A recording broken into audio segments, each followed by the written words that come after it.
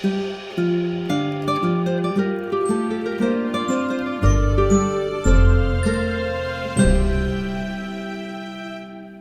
and welcome back to Adventures in Theater History, where we bring you the best stories from the deep and fascinating history of theater in the city of Philadelphia. I'm your host, Peter Schmitz, and our theme music is by Christopher Mark Colucci. And Chris also did a lot of the sound work for this episode, just like in our early days, because here I share with you once again an April 2023 tour that Chris and I took with Bernard Havard, the producing artistic director of the Walnut Street Theatre, as he has been since 1982, one of the longest tenures as manager of a major American regional theater ever.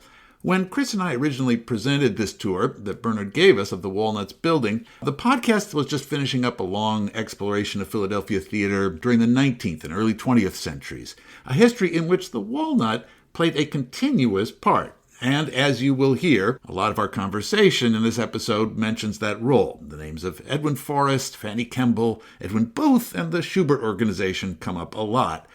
But over the course of this recent season, as you know, we've been tracing the history of the modern nonprofit theater movement in Philadelphia from the 1970s onward. And inevitably, again, over the course of many episodes, we've been talking about the Walnut because the Walnut Street Theatre has been, for over 40 years, not only the largest producer of plays in Philadelphia, it has the largest subscription base, the largest program of theater education, and is the biggest employer of local theater artists and technicians. So here's that interview and tour as we presented it 2.5 years ago. And then once it's over, I'll be back again with a new closing section and with some exciting news about future topics that this podcast is going to cover. Here we go.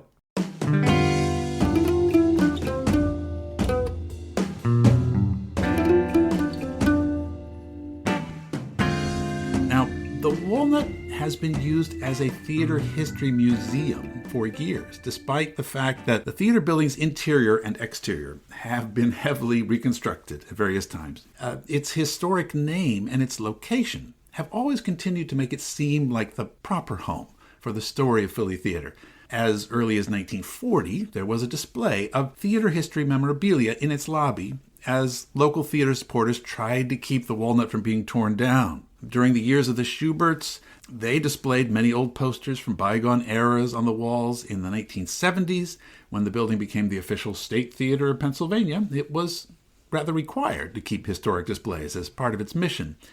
But then, in the 1980s, the Walnut once again became a producing organization. But amazingly, since that time, the institution has had but one leader, Bernard Havard, and he is a person who is devoted to collecting historical artifacts and material relevant to the Walnut's history. Some he has bought on the open market. A lot came from the former collection of the Charlotte Cushman Club, and some items have also come from the former Edwin Forrest home for retired actors when it was broken up in the 1980s and its collection distributed to various institutions, including, famously, the huge marble statue of Edwin Forrest that first went to the Pennsylvania Historical Society, but now is at the Walnut and standing in its lobby. Having made an appointment to meet and talk with Bernard, Chris Colucci, who has done sound design for many a Walnut show, and I journeyed to the theater. The first person we met as we came in was Associate Artistic Director Brian Curtis, who generously and immediately started showing us some historic artifacts the Walnut had only recently acquired. Now, naturally, we hurried to turn on our recording devices, so it starts a little abruptly, but the first voice you hear is Brian, and then me having a conversation with him, and then a few minutes later, we will shift into Bernard's office and talk to him. And then we go on a tour of the theater. So this is the stuff that is not on display. Right. There's a lot. But there's other stuff on display, I mean, literally all over the building. Like behind us, there's a series of 19th century prints of Forrest and Murdoch and many others. This is a part of a series. You've got it all set up. There's at least 30 of these. Mm-hmm. And wherever I go in this place, I find things like this, and some of them in bathrooms. Yeah. in you can go into the men's room right here in the mezzanine, and you'll see some stuff. Right, there's stuff about Edwin Booth in there. Yeah. So it amazes me. I mean, to our right, there's a poster, Mary Prevost and her Arab troupe in The Female Gambler. And then here we have Edwin Forrest as King Lear, and Edwin Forrest as Othello. One of the unique parts about the second floor that I like is on the second floor, we keep a lot of the posters of the productions that got world premieres here. So while it's inspiring and quite historic to see all the productions and the memorabilia from the 1800s, I certainly want to remind people that 100, 200 years from now, these will be the historic artifacts. Right. But then even I see towards the back of the building, and people are in their offices and working at their desks and talking, so we won't disturb them. But I see above them other historical posters, just above your cubicle. We live and work amongst the artifacts here. That's amazing. Yeah, there's pictures of you back there somewhere. I'm sure. I'm sure I'm out there on the wall too. But it's because it's a working institution. It's always recreating itself. Yeah. It always recreates itself with an idea to keep shows moving. That's why all the history exists. I call it a living, breathing museum because Wow. we're not an exhibit that has finite beginning and end dates. It's living and breathing.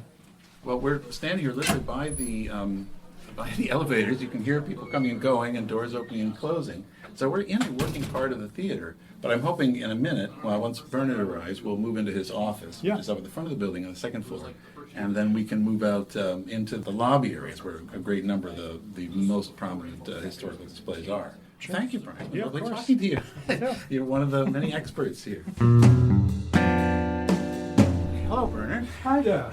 Here we are, Yeah. and we're starting in the inner sanctum. We're starting in your office on the second floor of the Walnut Street Theatre, which I've been in before, and you've pointed things out to me. But now that I have spent a lot of the last 2 years really delving into historical narratives about Philadelphia, I understand them more. But I think you understand them better than anybody. You've been in this office for how many years now? This has been your home base for 40 years. 40 years. Yeah. You came here in 1982. Did Yep. you? What was the first thing you put in here? I've forgotten. But all of the memorabilia here and around the theatre has been established and bought or collected over the last 40 years. Right. So I don't know what I think I started with that piece actually. Which is what? It's a contract It's over there in the corner by the window. for general business. And it was It's got a stamp on it. okay. And he was paid, I don't know, something like $135 a week to play utility parts at the Walnut. Stated, I think, 1867, something like that. And where do you find this kind of memorabilia? Well, I've been searching for collections. Mark's been very good. He's been flagging on eBay. That's Mark Sylvester. The Mark business Sylvester, manager. Yeah. managing director. And we've put money aside most years, a little bit of money to buy memorabilia if we could afford to do it.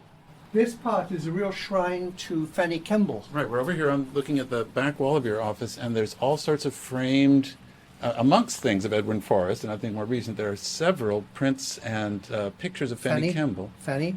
Yeah. Fanny. Especially interesting to me, I didn't know this before. There's one of her, there's a black and white picture of her portrait, which is over at the Rosenbach. And then in the middle is what is that? There's a watch fob braided from her hair.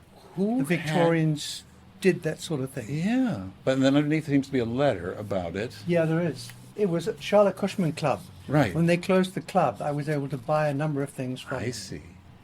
So somebody braided that watch chain from her hair. Yep. Maybe her daughter or her son-in-law? Who knows? No idea. Wow. And there's Stanislavski. Right. Who was here in 1923. Yeah. He signed it. It does say 1923, doesn't Yeah, it does. Yeah. 1923. Yeah. A souvenir in French of the Theatre d'Art de Moscow. Right. T. Stanislavski, Yeah. Philadelphia, There it is. 1923. But there's other interesting things like I wouldn't expect. Like you have Indonesian puppets. Yeah, framed. Bardeen. David Bardeen went to Indonesia I see. to study that kind of puppetry, and he brought those back for me. I'll have to have him talk to my theater history class about next time we cover that subject. Other things that are in here, some of them relate to the Walnut and some not. There's some large paintings. Some of them are very personal to you. They're inscribed to you, or they're pictures of you. Yep. Or there's sets, like in the corner perched on this piano, there's a set model. Yeah, there's one down here too. There's another one down here. That was- That's the one you just did. That's, Yeah, that's Cat Cat and and Hot Tin Roof with the branches poking out through the proscenium, which was so beautiful. That cleaver memorializes a play. So there's a That's frame. everything. Was from the Heather brothers. It was about gratuitous violence. The actual prop itself Right. had a pump handle, Right. and on the upstage side they had little rivulets Right. of piping. So you could grab it, and as you slashed Right. the character, the blood would come out of Oh. the cleaver. And that was when we went to Derby, when we had co-productions with Derby Theatre in England. Right. And they gave us that. We gave them a little bell. Okay. And that's a theatre called Rainbow Stage, where I was the production manager. And then below that is that. That's the Citadel Theatre, built out of California redwood, So where you also work. and opened with Romeo and Juliet. That was the set we had for Romeo and Juliet. John Neville was the artistic director. I was the managing director. So many of them pertain to you. Some of them are like there's a poster for Campbell's Minstrels. Yep. When minstrel shows used to come through at the Walnut Street Theatre. Yeah. Glorious success, it says. And there's one for Undine, Spirit of the Waters from 1822. That's when the Chestnut Street Theatre was using this house when their theatre had burned down, and they were using the Walnut while they waited for it to be rebuilt. So in the very earliest years of it actually being a theatre. So you span literally, that's 2 centuries old right there. So there's 200 years of Philadelphia theatre history. Now there's also, I remember there's a bit, you have Edwin Forrest's around chairs. the room. I'll describe this for our listeners. There are three, And a footstool. and a footstool of very Victorian chairs, heavily carved, dark mahogany, lots of flowery arrangements, and they're upholstered in red silk. And you're saying these belong to Edwin Forrest. Yes, they did. How did you get a hold of them? I got them from the Actors Home in Englewood, New Jersey.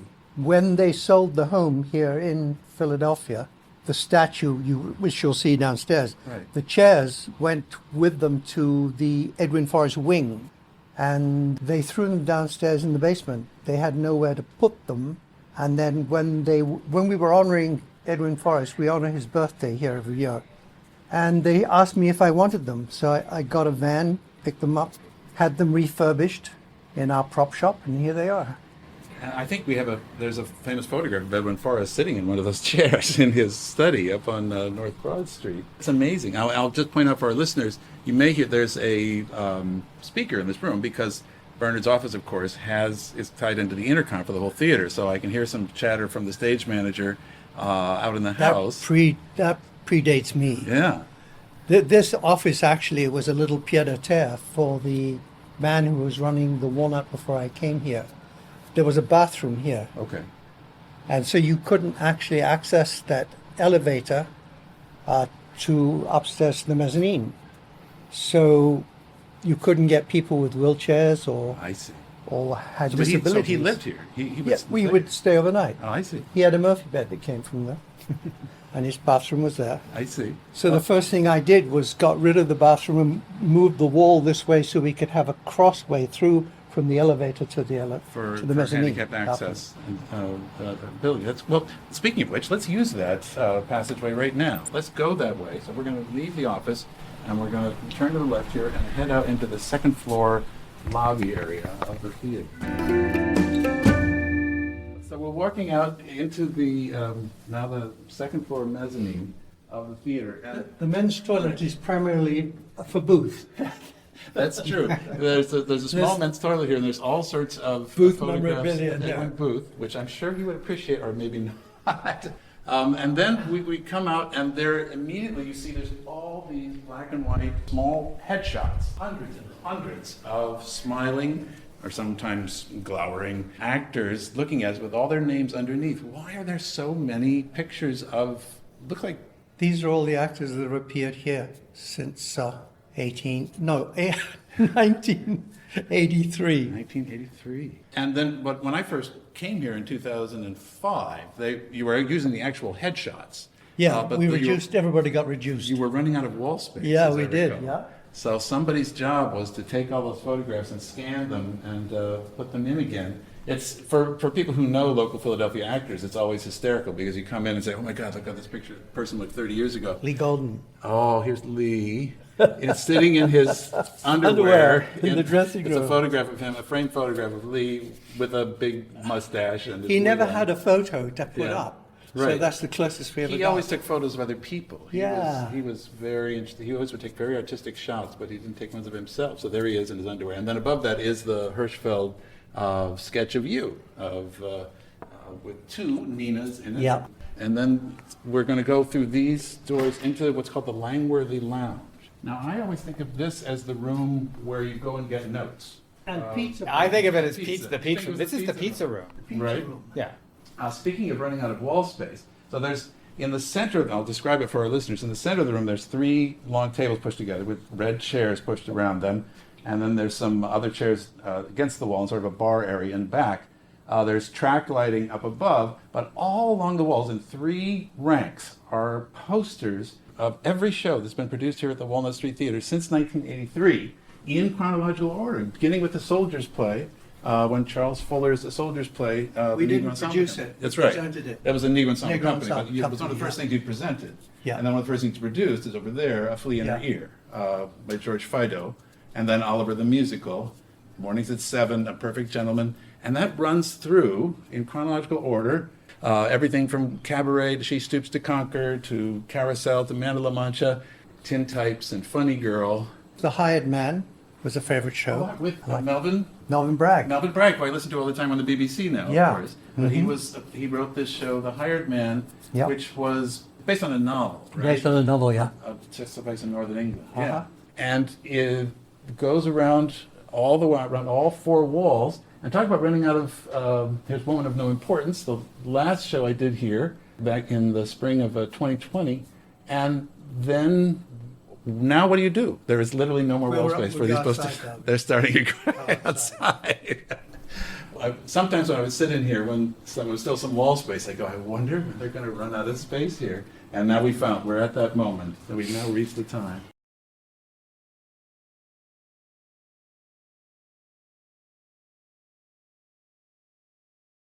At this point, we all left the Langworthy Lounge and we walked out again into the second floor lobby, past the old wooden eagle, which for many years flew above the Walnut's proscenium arch, a true holy relic of Philly theater, if you ask me. That eagle has seen a lot of good shows. But then we stopped in front of a succession of framed posters from the 1950s and 60s before eventually going downstairs into the first floor lobby. Now, apologies if you can hear a slight hum of traffic outside or the noise of the ice machines of the concession bars inside as we talk. These were all Schubert tryouts at the Walnut, Right. either coming in or going out. This is the interesting one here, Something Wild in the Country. They got a new title on it called Orpheus Descending. So they've stamped it in red, new They title stamped Orpheus it. Descending, because, well, it was during the tryout period here, they decided they didn't like the title, Right. they tried something else. But we also have The Dark at the Top of the Stairs, Kiss and Tell. Some shows that made it, like The Rainmaker, or Look Homeward Angel, and other ones, Life with Mother. But the man who had all the luck, it was Arthur Miller's first big play, which performed here, and it didn't actually have a lot of luck. But the evidence of it is here. So there's a lot of photographs of historic productions, and then there'll be the year underneath and a short descriptive paragraph. We have Alfred Lynn Fontanne, Ethel Waters, Paul Robeson, Woody Allen. Astounding, the range of American entertainers that worked here. There's my attempt at humor. Oh, okay. When we read the history book. Right. So here's a photograph of Henry Fonda in Mr. Roberts, and you see he's standing looking at an actor holding in a sailor's uniform. He's holding a goat by the collar. The Tony Award-winning play Mr. Roberts opened at the Walnut for its pre-Broadway tryout in January 1948. This production starred Henry Fonda, right, as a soft-spoken Navy lieutenant. Fonda had been recently discharged from the Navy and used his own uniform in the play. He is shown here with co-star Casey Watlers and an unidentified goat. This is Junius Brutus Booth, Richard III. Right, there's a huge 19th century picture of Richard III, and the classic Richard, red cape, long curly hair, and a mustache. And then we come around the corner here, and there's a picture, is that Groucho at Life in Review? Yeah. Yes. We're celebrating next year 100th anniversary of their appearance at the Walnut. The Marx Brothers themselves, Marx yes, Brothers and I'll say themselves. she is, yeah. We're coming down into the main lobby now. So we're down at street level. Outside through the glass doors, we can see people out on the street waiting for the bus. But there's a series of glass-covered display cases. So then why do all these displays exist? Why do you feel it's important that the audience experience this? Because this is in the main audience area. When people come in before the show, during intermissions, after the show, they pass by all this significant historical memorabilia. You've been making sure this stuff is available to them for the last 40 years. What essential experience do you feel that it provides people? What quality does it give to their experience as theater goers? Well, I always enjoyed history. Growing up in England, I was a member of a theatrical family, been in the business for over 200 years.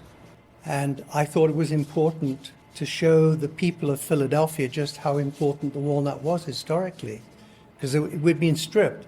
When the Schuberts sold this theater to the non-profit, they stripped everything. There's one piece that I'll show you that the Schuberts left behind, because it was so specific to the Walnut, it didn't make any difference to them. But everything that was here at the time is now in their archives in New York. They stripped it. I did not know that. So everything we got by dint of hard labor and research. This statue I found in a flea shop. So we're looking at a statue of Joseph Jefferson. That's right. Holding two pistols. He's playing Bob Acres in The Rivals, Right. which was the first play produced here in 1812. Right, but not with him.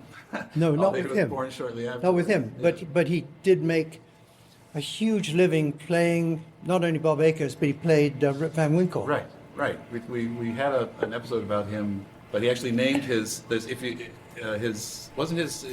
down in Louisiana was called Bob Acres. Was it? Yes. That's good. Yeah. His house. So there's an Edwin Forrest, Right. and there I think is Louisa Lane. Yes, as Mrs. Malaprop, which she did with Joseph Jefferson Yeah. for many years. Here is our old friend Edwin Forrest. Yeah. And we've written and talked about this statue in the podcast.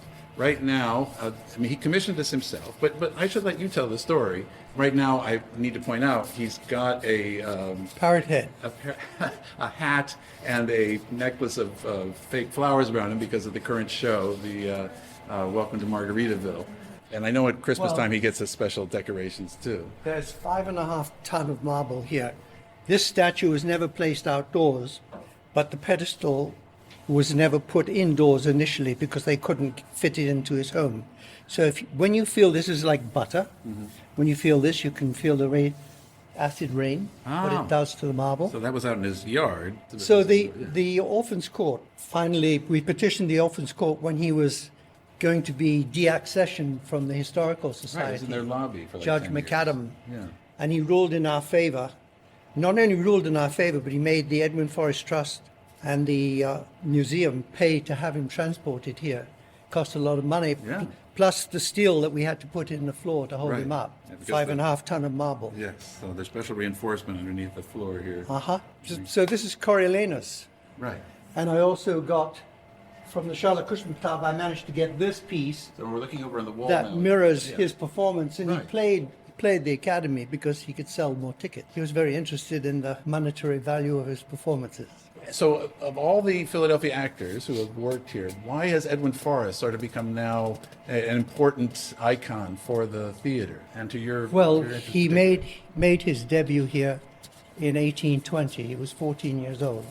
When he first appeared here in a play called Douglas, he was just given the credit, a young man of Philadelphia. We had to discover who he was, and someone has inked his name in where it is on the playbill. I have the original playbill upstairs. Do you?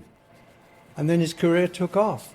Well, then he went west, right? Then he went out to the... Well, he went south, he went west, he Yeah. went everywhere. Yeah. He was probably the wealthiest actor in America throughout his career. He amassed a fortune. Did it make him happy? No, it didn't make him happy.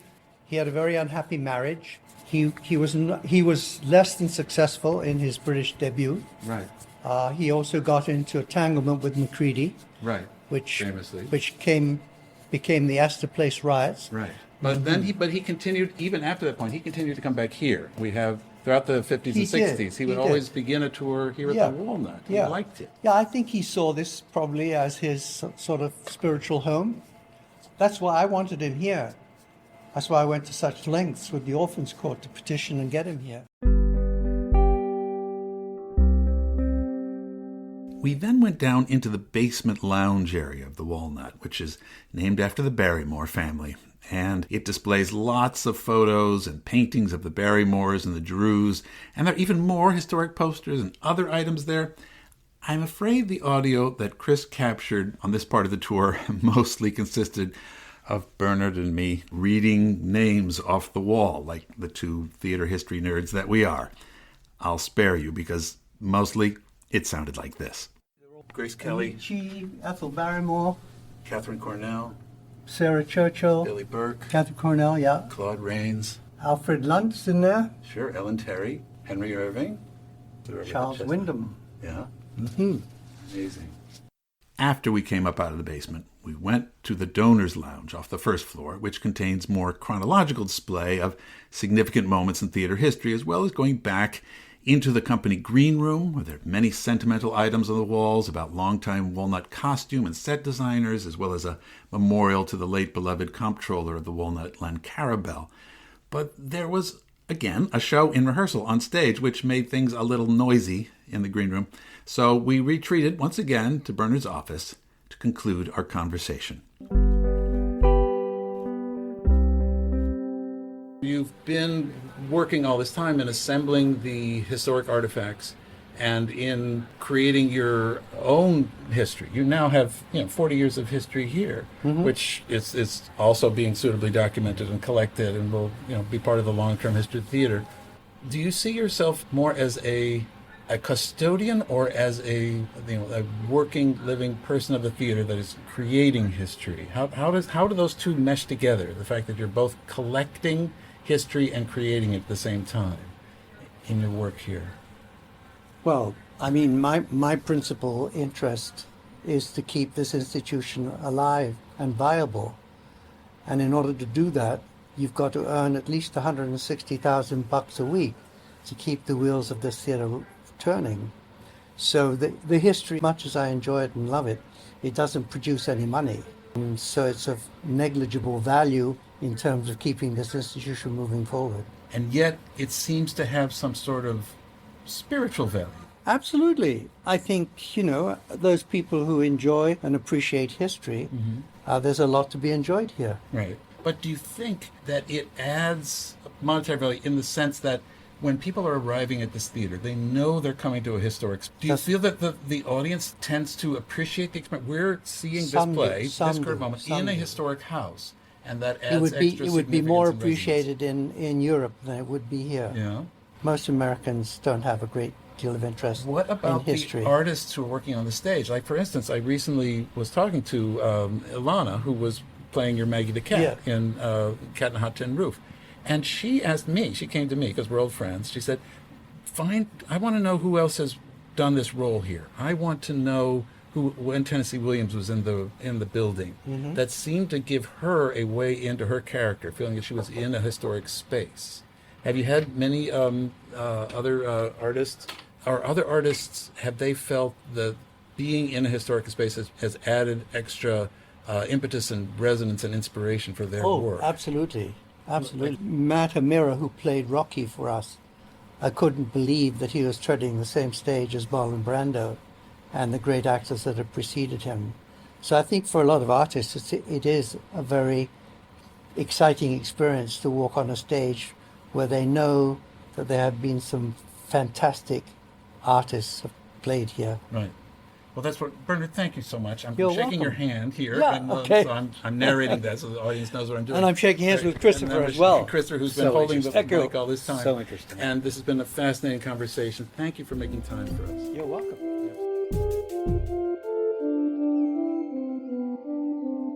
So that was our episode from back in 2023, although I realize it didn't have much historical narrative in it. But if you want the complete story of the Walnut Street Theater's modern history, fortunately, you don't have to rely on me. It has already been written in exquisite detail by the great historian Andrew Davis in his excellent 2010 book, America's Longest Run, A History of the Walnut Street Theater. Look especially at the final 2 chapters of the book. It's really excellent. Full disclosure, I will be acting again at the Walnut this coming spring in 2 shows. Actually, I will be playing the role of Harry in Edward Albee's A Delicate Balance, and I will be Reverend Witherspoon in the musical 1776, as well as acting as the historic scholar for that production. I will be giving post-show talks to all the school groups that come in to see the show and talk to them about the history of the theater, the history of the musical, and the history of the American Revolution, all three things that I love to talk about.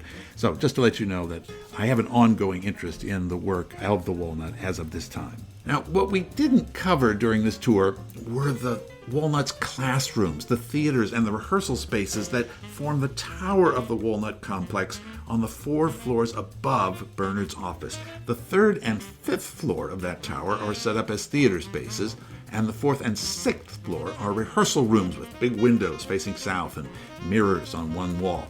Those 4 rooms, by my calculations, have not only served as the essential preparation space for hundreds of amazing Walnut productions over the years, but they have also been the audition spaces for thousands and thousands of nervous and hopeful actors and eager acting students. I myself have rehearsed, auditioned, and taught classes in those rooms many, many times, and for our purposes, they have also been incubators for many new Philadelphia artists and nonprofit theater companies. Penn & Teller, the Philadelphia company, got their starts there, but moving forward into the future, the Arden Theater, the Lantern Theater, the Red Heel Theater, later the Philadelphia Shakespeare Festival, and many others all got their start in those black box spaces at the Walnut over the years. All accessed, by the way, by a single and venerable elevator that will be familiar to many in my listening audience, the same one, in fact, whose doors you could hear at the opening of our tour.